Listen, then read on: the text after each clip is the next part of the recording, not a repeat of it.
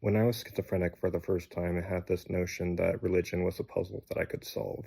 And so I tried to channel spirits that were genetically related to me through some sort of fake magic that I didn't know would work or not.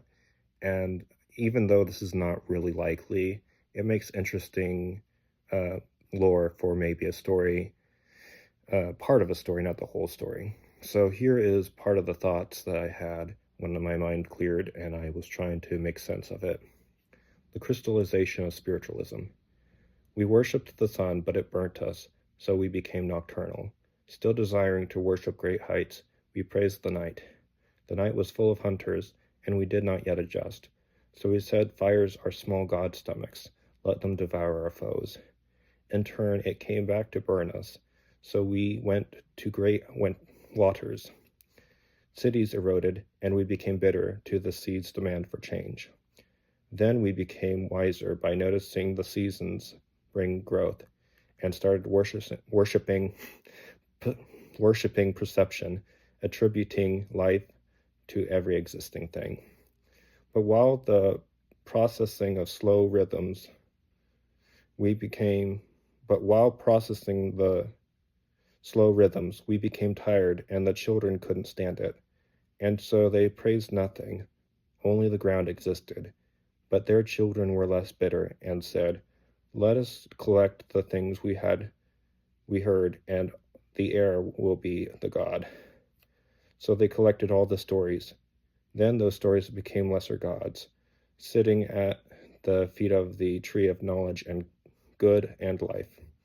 But the ground worshippers got bitter and chopped it down, and all the worshippers scattered to different parts of the world, valuing elements differently.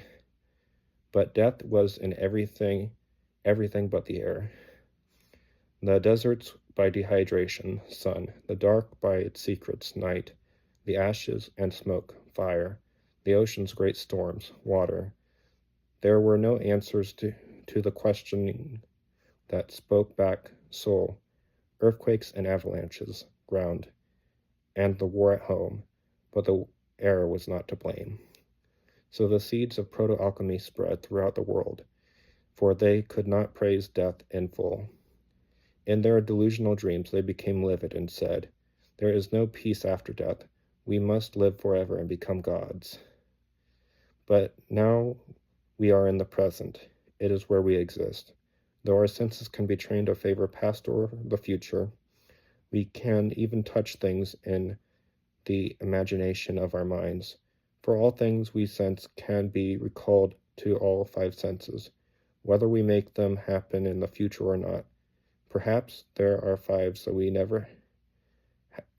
that it's never an even split of votes. That's a joke.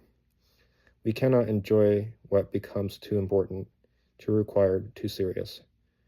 Someday the sun will scorch us, and the small things will survive, grow bigger, and become the new leaders of the world.